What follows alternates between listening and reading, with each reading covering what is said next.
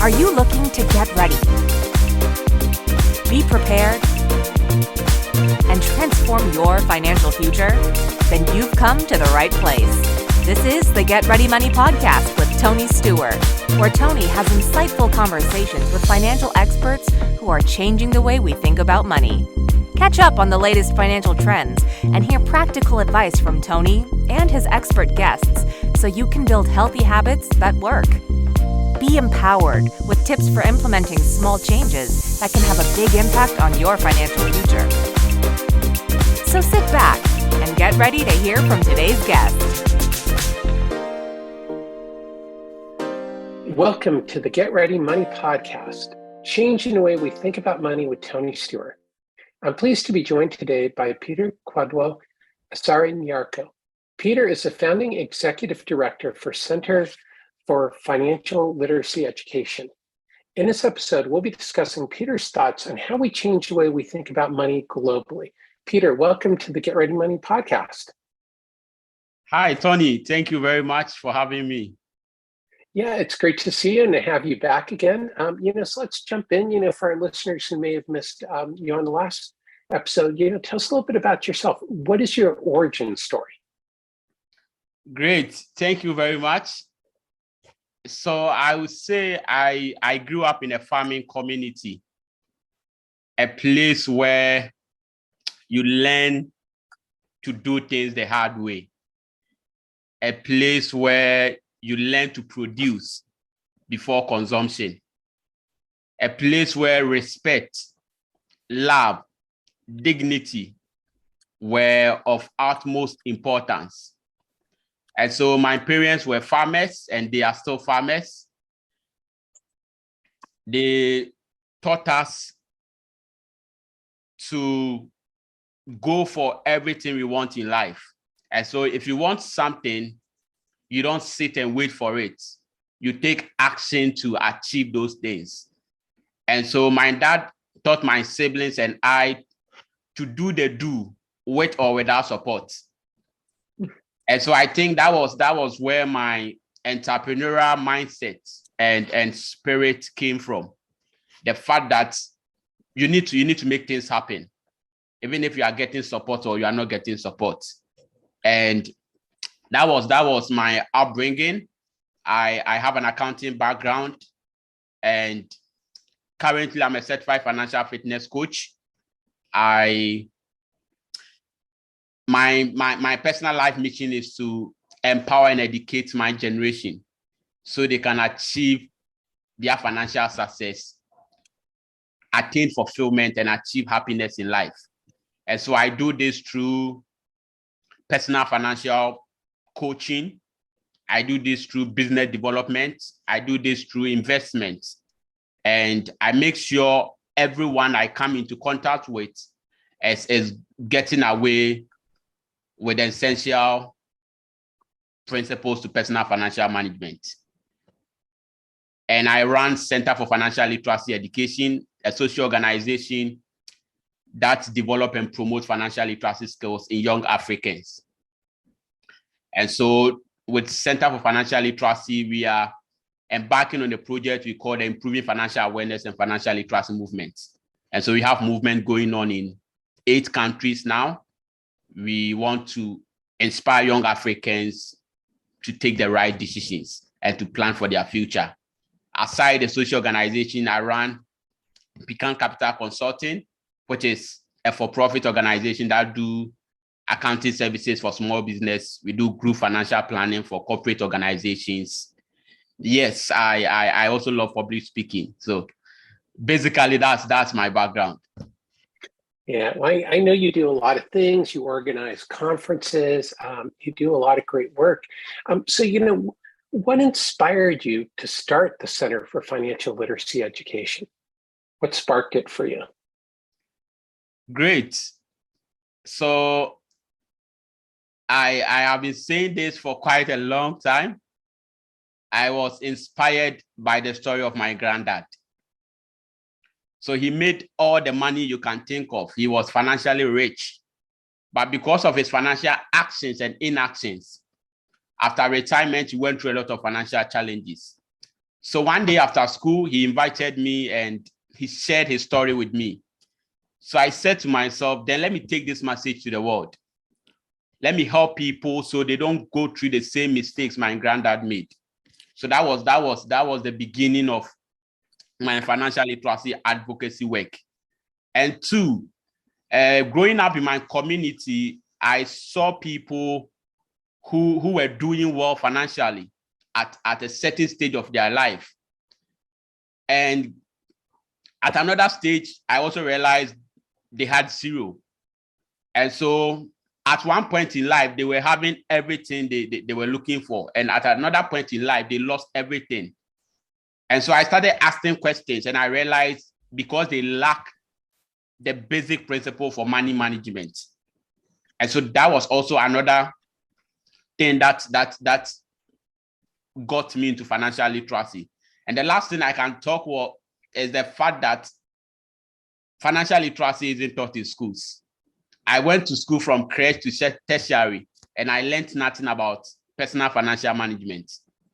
And so then I wanted to be the change I want to see in the world. So I said, let me go out there and push this message, help people become aware, become educated so they can take the right financial decisions. So that was what got me into financial literacy advocacy. Well, that's fantastic. And, I know I've met people, who are doing well financially, or I guess it'd be better to say they're not doing well financially, but they've made money. But then they don't do well financially. And I think it tracks back to what you were talking about with your origin story. I think a couple of things are, learn to produce before consumption. And, maybe they're making the money, but they're not thinking about the consumption. And then they consume all their money before they've produced it all. And, that resonates. And the other thing you said, too, that resonates is dignity. Where do you think dignity fits into the financial literacy conversation?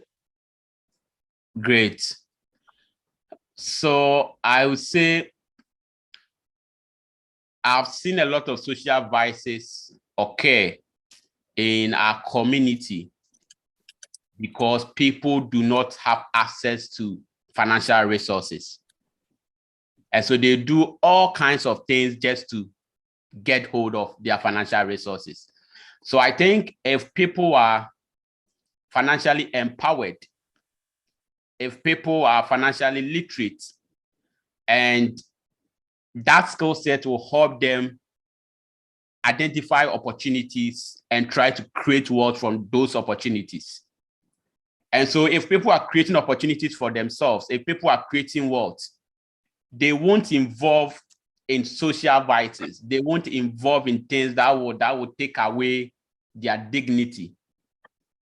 And so I see a link between empowering people so they can identify opportunities and take advantage of those opportunities, and people who do not have access or do not know how to identify these opportunities, they fall victims to all kinds of social vices, and then they lose their dignity. So I see a link between financial literacy and upholding the dignity of individuals.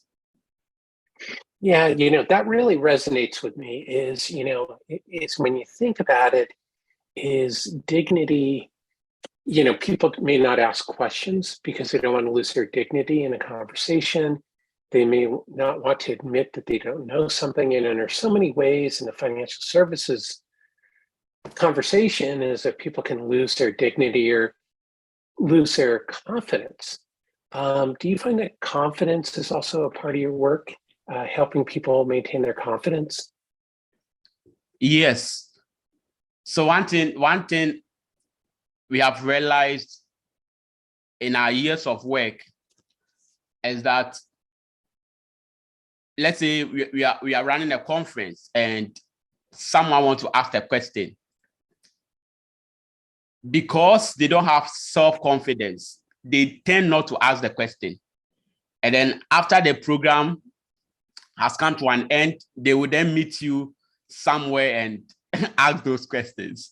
So I think, self-confidence is a life skill that I think people need to develop. And so aside the financial literacy skills, there are other vital life skills that we want to incorporate into our teachings. Self-confidence, mindset, belief set.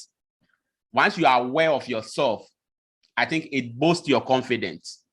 And if you are competent about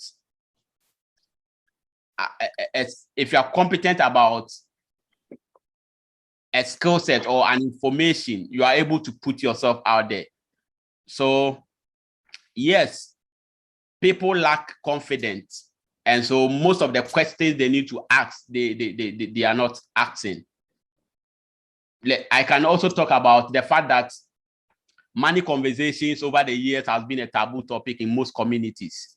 And so people aren't confident enough to engage in money conversation. And that is also another issue there.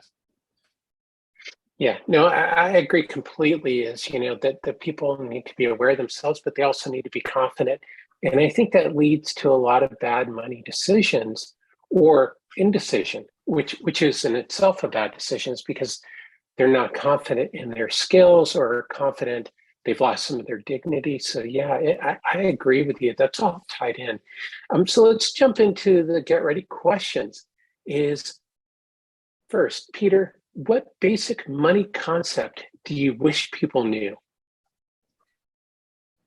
Okay, so I would say delay gratification. Delay gratification. It's a huge concept that people take for granted. I think to be comfortable in life or to get your finances right, you have to be willing and disciplined to delay gratification. So this is where you have to be uncomfortable now so you can have comfort tomorrow. You have to avoid some life pressures now so you can have comfort tomorrow. And because people do not delay gratification, every resources that comes to their hand, they spent it and then they realize they have nothing to hold on to. And so I'm saying delay gratification because if you delay gratification, one, you have resources to save. If you delay gratification, you will build an emergency fund because every resources that will come to you, you are thinking about tomorrow. So let me wait now so I can build my portfolio, so I can build my wealth now, so I don't face challenges tomorrow. Let me take you back to the story of my granddad. Because he wasn't ready to delay gratification, every money that comes to him, he either spent it or he misused it. And so after retirement, he was going through a lot of challenges. He didn't save.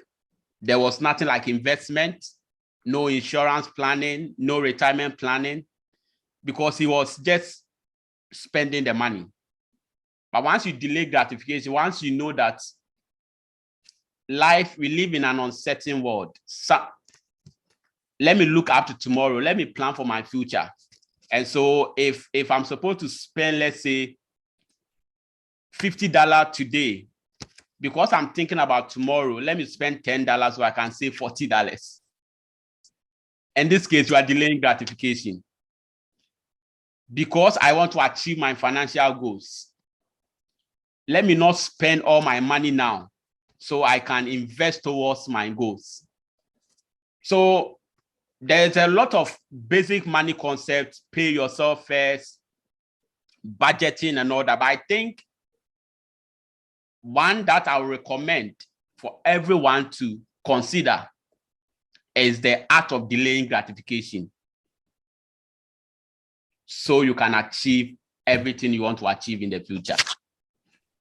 Yeah, that's a great concept. And I think it's applicable, not only to the money world, but just overall is, sometimes waiting a little bit is a good thing, and not using all your resources, like eating all your cookies at once if you get a bag of cookies.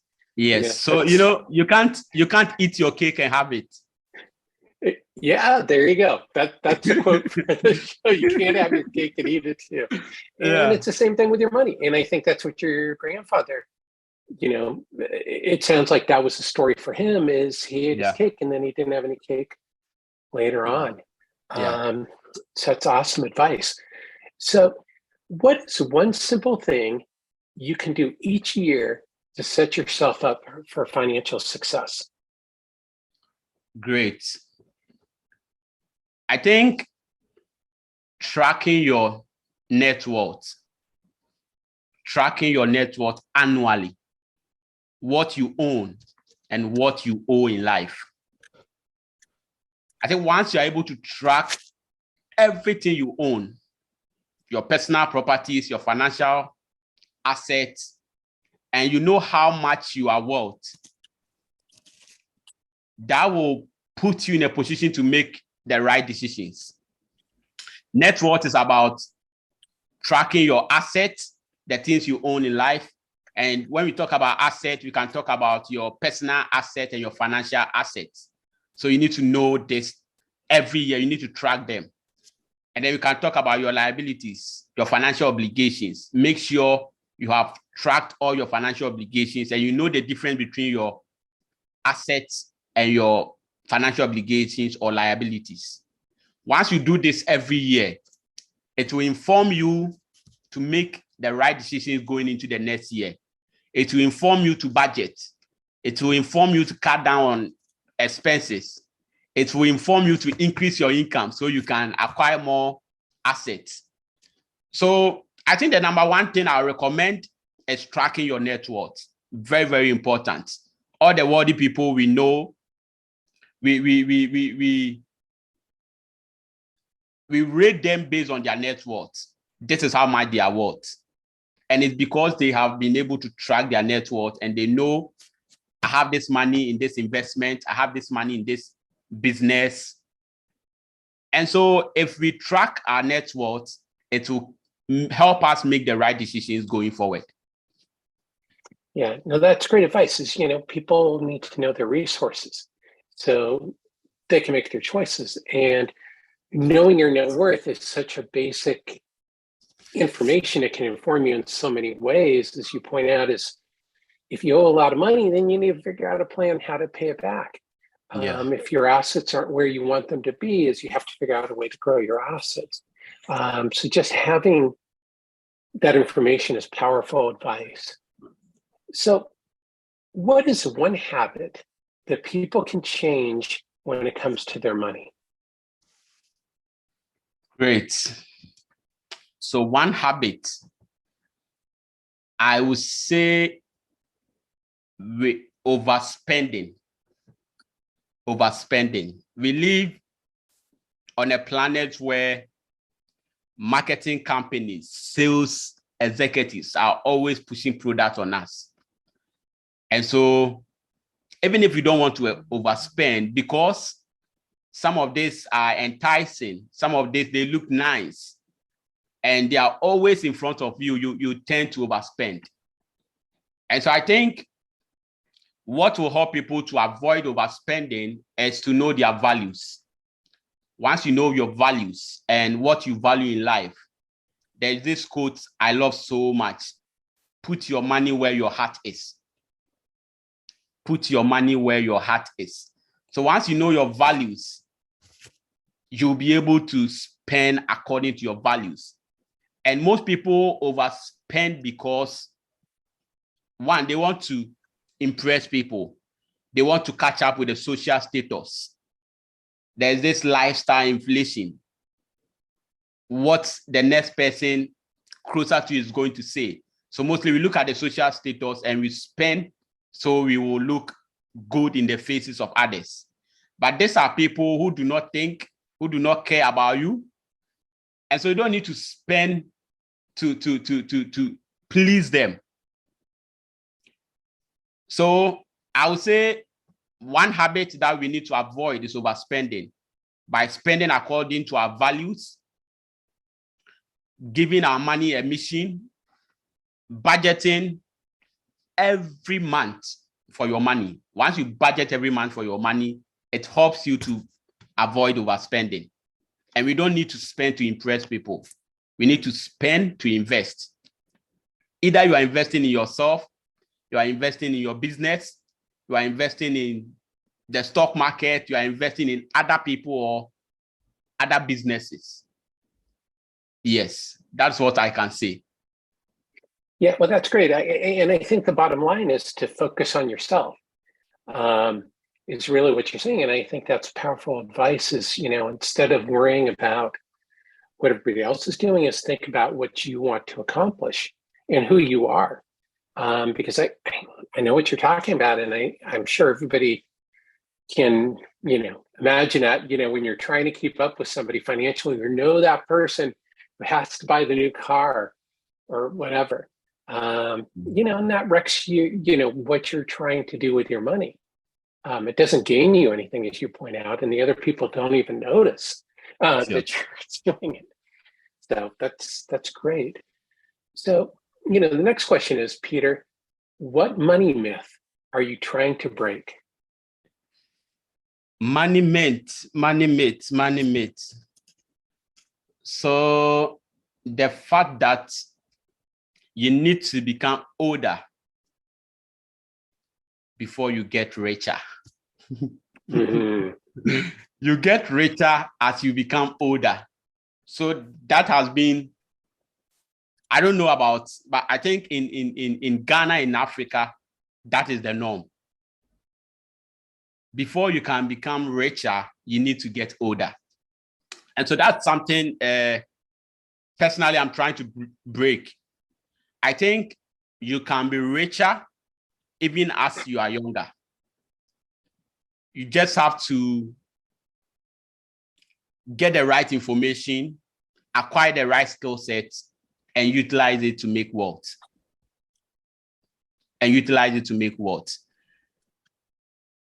In our part of the world, once you are young and you acquire so much wealth, there's a lot of questions about your source of wealth.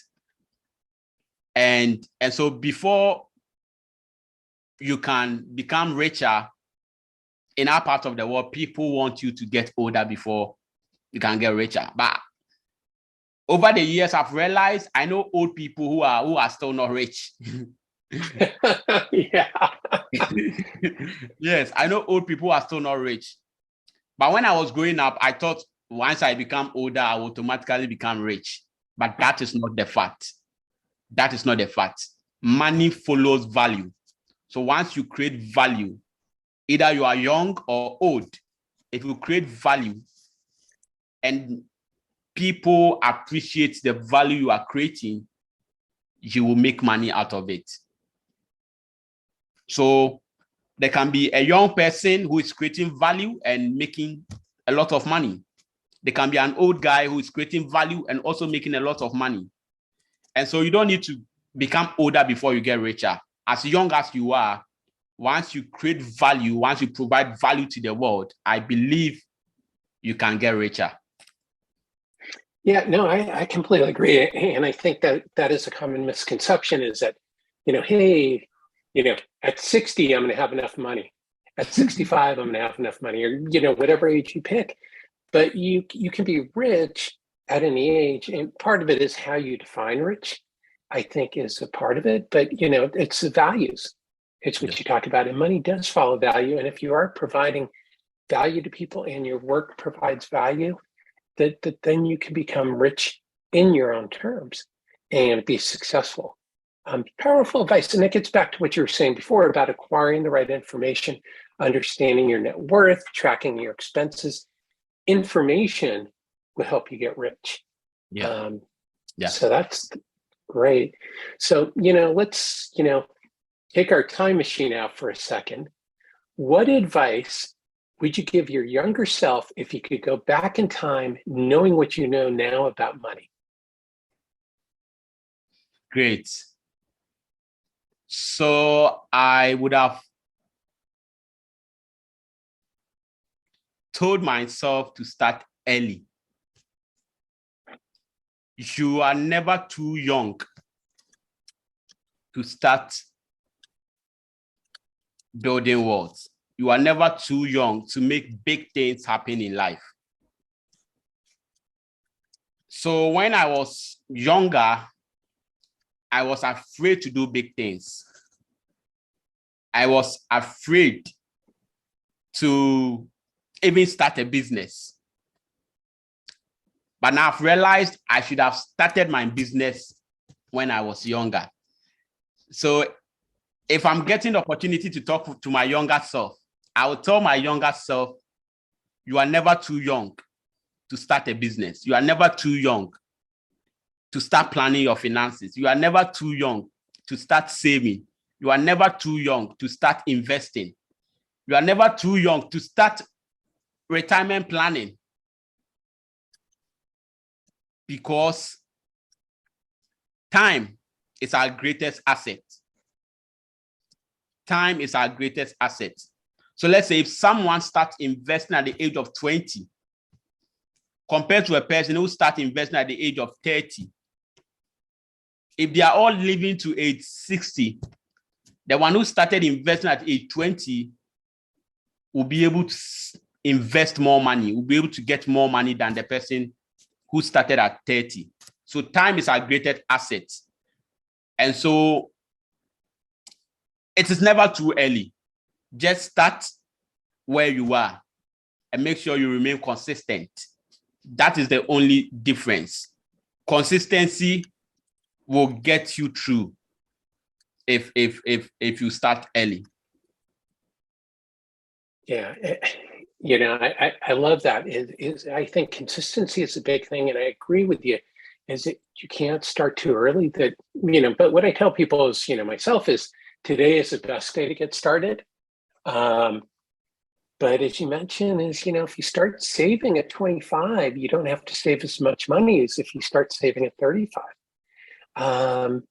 You know, but that's a hard thing, is reaching younger people and making sure that they have the confidence, what we were talking about early, to, you know, that they have that confidence that they can do it.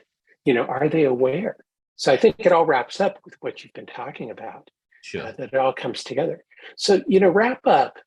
What is your number one tip on changing the way we think about money?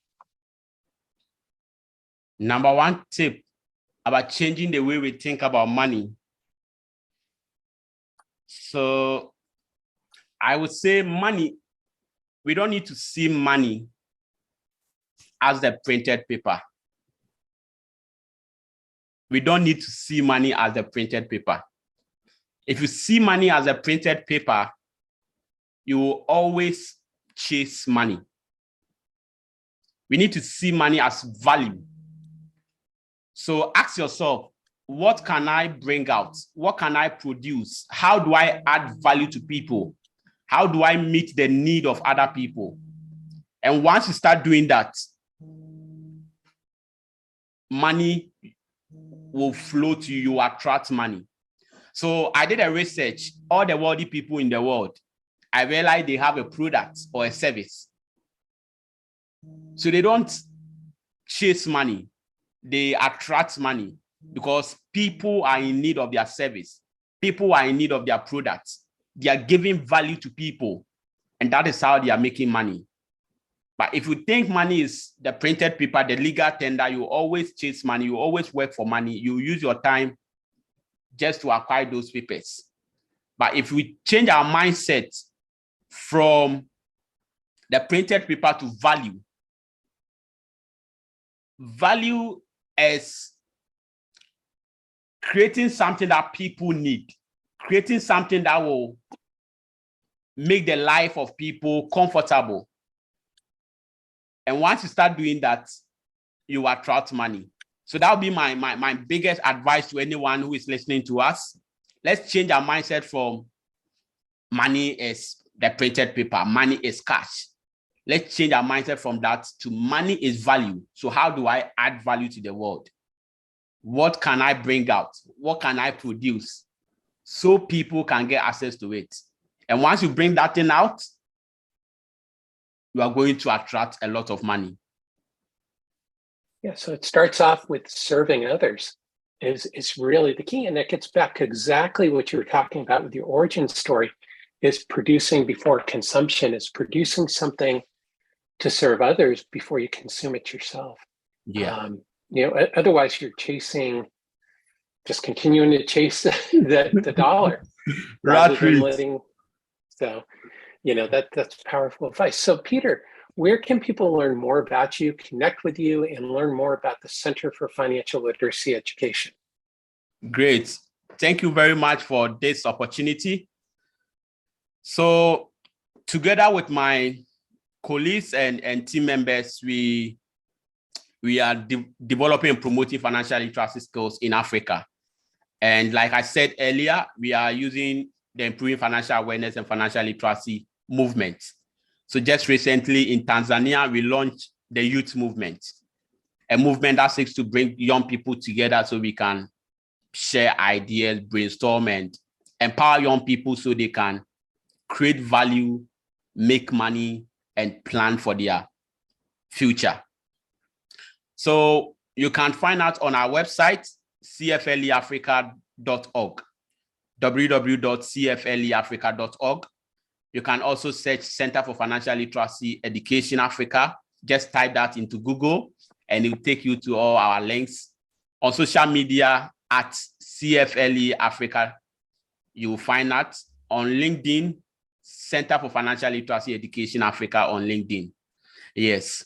And with the Improving Financial Awareness and Financial Literacy movement, our goal is to touch every single African. So we want to have movement going on in all the 54 African countries.